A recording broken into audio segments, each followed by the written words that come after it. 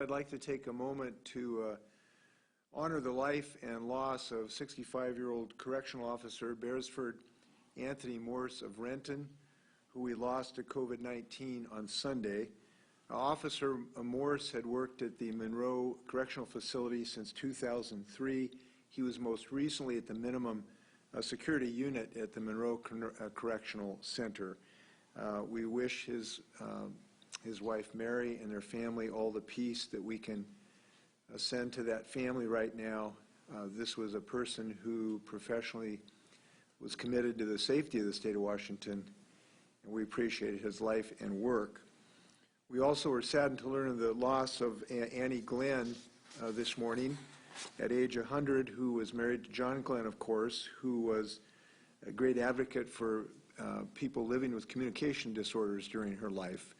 I got to know her just a bit, such a charming person.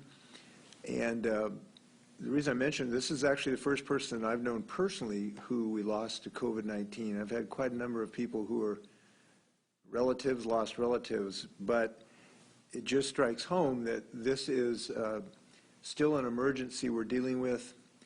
We are still committed to individual lives. These are not statistics. And I believe the state of Washington needs to continue our course of making good, solid decisions based on science at the right pace as we reopen our state. And we're talking about that effort today. I'm joined today by Secretary of the Department of Health, Secretary John Weisman. He's going to talk about some new opening of more counties in our state, as well as State Health Officer Kathy Lofi. We also have Department of Commerce Secretary Lisa Brown, who is going to be talking about some of the small business grants that we are offering. And we also have Rob Owen from Owen's Grocery in Pend Oreille County. First off, we have I think some good news for our state. Today we are expanding more opportunities for more states or more counties to be able to move to phase 2 of our recovery program. Today we're announcing new criteria that will allow 10 more counties to apply for a variance to allow them to move forward on their phase 2 operations. And they will be eligible to apply if they have less than 10 new cases per 100,000 residents over a 14-day span. This criteria for the next phase of our recovery plan is consistent with the CDC guidelines for opening regions nationwide. This obviously is happily going to allow more economic opportunity for states that can qualify, while still really providing the protections we need for the health of our citizens. So if I can show you the 10 counties that will be eligible to apply for these variances now on the map are Spokane, Adams, Mason, Thurston, Lewis, Clark, Clallam, Kitsap Island, and San Juan counties. We also will show you the graph now of all the counties that are either already have been cleared for phase 2 and the new eligible counties. So as of Monday, we have approved 10 counties to move into phase 2 of our 4-phase Safe Start recovery plan, and that's based on their population and lack of COVID-19 cases. Combined with Jefferson and Grays Harbor counties, which are eligible for a variance but haven't applied as of yet, that makes 22 counties in the state that are currently eligible for a variance upon application or are already moving to phase 2. Combined, these counties represent about 30% of the state's population. As we open up more of our state, I just want to note that our dependence on our local officials in local decision making will increase, and the need to adhere to our remaining restrictions will obviously be very important for the health of their citizens. Phase 2 has restrictions on activities including crowd sizes as well as mandatory protections for workers. These are very important. These need to be followed so we can save more lives, obviously. And if the local leaders are ready to take on that responsibility, we expect that they'll do so in a very careful and thoughtful way and follow the guidance to keep their citizens safe. I know counties applying want to serve their residents and not just the whole state. One other thing I want to note, that as we open up some of our counties on a more county-based metric, it really is important for people not to overload those smaller, frequently smaller communities in their restaurants or otherwise. It's really a time to remain close to home, and we know some of these smaller communities have tried to reiterate that with us so that they are not overwhelmed. So I hope people can keep that in mind. So now I'd like to turn it over to John Weisman, who can talk more about this application process, which will allow these designated counties to apply for a variance that we can then look to make sure they're ready to go. So, John. Good morning, Governor. Thank you for that, and hello, everyone. The application process for these next set of counties is essentially the same process as we had before, in that the process starts with the local health officer recommending to the Board of Health whether or not they think the county is ready to move to phase 2. They do have the option to move to phase 2 with all of the businesses or activities that are listed there, or a subset of them if that would be their recommendation. Once the local health officer makes that recommendation to the local Board of Health, the local Board of Health then must consider that recommendation, must take a look at the situation in their county, and determine if they want to move forward with a phase 2 approach, and whether they want to do all of phase 2 or a portion of that. The local Board of Health then, sitting again, thinking about the public's health, takes a vote around whether or not they want to move to phase 2.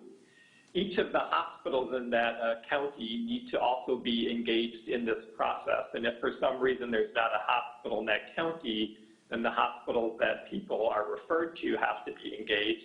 And they have to explicitly state that they have surge capacity, at least 20% surge capacity to handle more cases, and that they have at least a 14-day supply of all the personal protective equipment, the N95 respirators, the surgical masks, the gowns, for that kind of equipment, so that they can safely take care of patients and keep their healthcare workers safe. And they have to report their numbers daily to the health department for tracking their personal protective equipment as well as their hospital capacity. Once all of those things are in place, then the county commissioners are called together to vote on whether or not they want to accept the Board of Health recommendation to move forward. And they can only either accept or reject that request. They can't sort of in other ways modify that. That sort of starts the process then for the local health department to formally put together their application. And local health departments have to give us information around their testing capacity in the community, how many tests they're actually doing, how they are assuring access for folks who might be uninsured, who might have other languages, and to make sure that folks who traditionally are underserved have equal access to testing, both in terms of the speed and the services that are available. Then there's also the need for them to outline their capacity to be able to receive positive cases, those folks, to interview them, be able to help support them in making sure that they're able to safely house themselves in their home and not expose others in the home to COVID, and to be able to identify who their close contacts were, those being people that they've spent 10 minutes or more with in 6 feet of distance while they have been infectious. And that infectious period can be 2 or 3 days before the onset of symptoms and then from symptoms. So the health department has to demonstrate their capacity to do this work and their capacity to interview folks within the 24 and a 48-hour period. So we're looking to make sure that the support is there for the local health department to be able to quickly and effectively respond to any new cases. We also asked them to outline for us the community's capacity to house people who might be ill with COVID and don't need hospitalization, or who have been a close contact, but for whatever reason can't safely do that at home. Maybe they don't have a home, maybe there's somebody who's immunocompromised in the home, so it's just not a safe place to be. So they need to demonstrate then that the county, the community, has capacity for folks to be housed there. And I will note that that housing is without charge to the individuals who need the service. So that is something that the government pays for folks. So that should not be a barrier, and for the services that they need to be able to safely be there. They have to demonstrate as well this capacity to provide assistance to folks who are safely housing themselves in their own home, should they need food or other kinds of services, and their ability to work with the community to provide that. It's just so important with this as we move from these phase 1 to phase 2, and as we start restarting our economy, that people who are having symptoms or who have had close contact stay home, do not infect other folks, and we have to make sure that they have the support to be able to successfully do that. And then we also asked the health department to indicate to us their capacity to perform outbreak investigations. So we know that COVID has not gone away. Even in these communities, there will be more cases.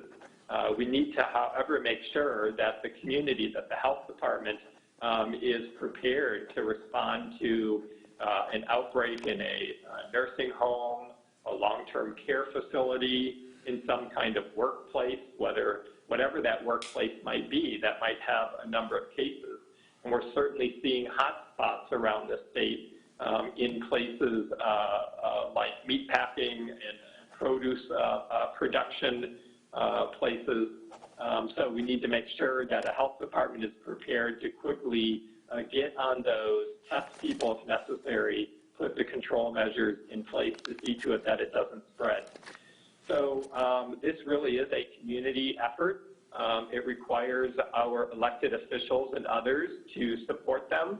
It requires them to support the community in implementing these safe behaviors in terms of returning to business.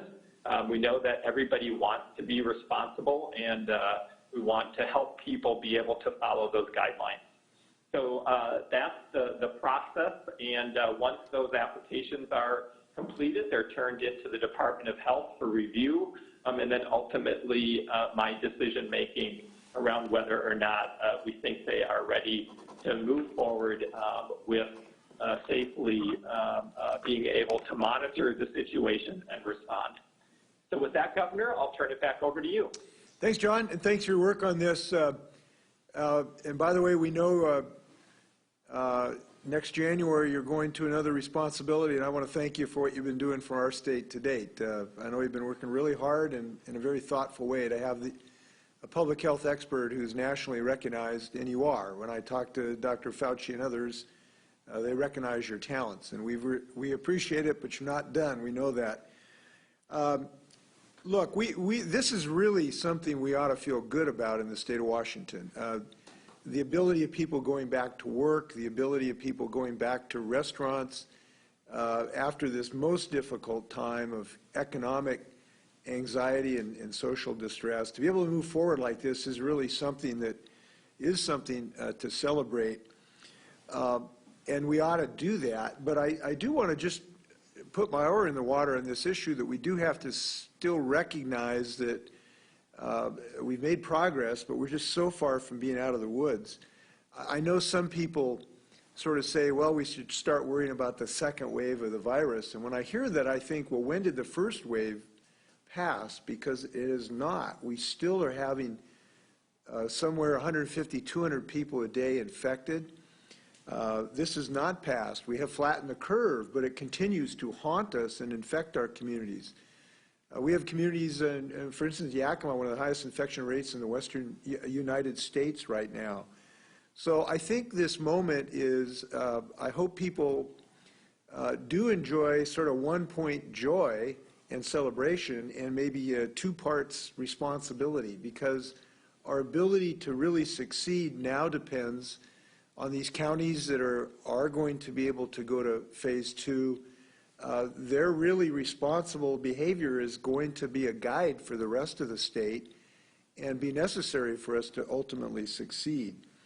So I think that cautious, well-informed, scientifically reasoned measures are what we're going to need these local communities to show the way forward for the rest of the state of Washington. And the reason is clear. This has been too painful. We do not want to do this twice. We want to get this behind us. So we're going to look forward to the leadership in these local communities as they move forward. We know the consequences of this is tough. I just this morning heard that there's some cities in Germany that are having to go back to lockdown. We do not want to have to do that. So we'll look forward to local leadership really helping us make sure that we continue this journey of beating this virus. Bottom line is we still live in the era of COVID-19. And we're going to continue to look at data and make adjustments. Again, all the metrics we rely on, we talked about some of them today, but they're available to the public on our COVID-19 risk assessment dashboard, and that's found at coronavirus.wa.gov. Now, we have some more good news. Early this year, we allocated $10 million in our Strategic Reserve Fund to assist impacted small businesses, with grants of up to $10,000 apiece to help them through this storm. And thanks to the work of the Department of Commerce and Lisa Brown, I'm pleased to announce the first round to 501 grant recipients from 20 counties across the state. These include businesses in hard-hit industries like retail, restaurants, construction, hospitality, salons, gyms, and theaters. They also represent a very broad cross-section of the small business owners of Washington, women, minority, tribal, veteran-owned businesses. We know these businesses can use this money to pay rent and utilities and supplies and inventory and non-payroll expenses. And for many of them, we hope this is a bridge to get them to the other side of this crisis. So to talk about that, I'll turn this over to Lisa Brown. Thank you, Governor. You've described the program. I have to say, looking over the list of the businesses that are receiving the initial grants is a testament to Main Street USA and Main Street Washington. If you know a community, you will know some of these businesses because they are small businesses, sometimes family-owned, and they give each community its unique character. And we want to thank our partner organizations, which are the associate development organizations in each county of Washington State. Every county has one of these organizations, whether it's the Pend Oreille Economic Development Council or Greater Spokane Incorporated in Spokane County, and they were our partners in receiving the applications, making the first cut, forwarding them to us so that we can send them on to the governor's office. And they are the ones in touch with the businesses. I really, really appreciate the work they put in to this program. And also our business resiliency organizations that help us by being peer connectors to the small businesses in their communities, such as the Tacoma Urban League or the Tri-Cities Hispanic Business Council. They also assisted small businesses in receiving these applications and making recommendations. Now, we know this isn't enough with overwhelming need right now that small businesses have as they look at safely reopening for themselves, their customers, and their employees. They've got costs, and these $10,000 grants may not cover all of them. So we also want to acknowledge that there are other resources out there, and we will be working for continued resources, whether it's support from the federal level, more at the state level, and the support that's coming in from local governments and private philanthropy. And it's most important to us that we are able to maintain this connection with these small businesses, hear what their needs are, and help navigate through this really challenging time. So thank you, Governor, for giving us the opportunity to talk about this today. Thanks, Lisa, and thanks for having a well-considered way of this application process. We know in the grand scheme of things, this is not a giant number, but we do want to show our appreciation for the small businesses that are the heartbeat of our smaller communities, and we know what it means to them and their neighbors. We have one of those small business owners here with us, Rob Owen. Rob is the owner of a family grocery store in Newport in Ponderay County. His family store has been in business since 1938. And Rob, I wonder if you have a few comments. Yes. First off, I'd just like to thank the Ponderay County Economic Development Council and Jamie Wyrowick for helping us through the grant process, and the City of Newport and Russ Pelleberg, our City Administrator. Obviously, the state, Ms. Brown and yourself, Mr. Inslee, for allocating these funds to businesses such as ourselves.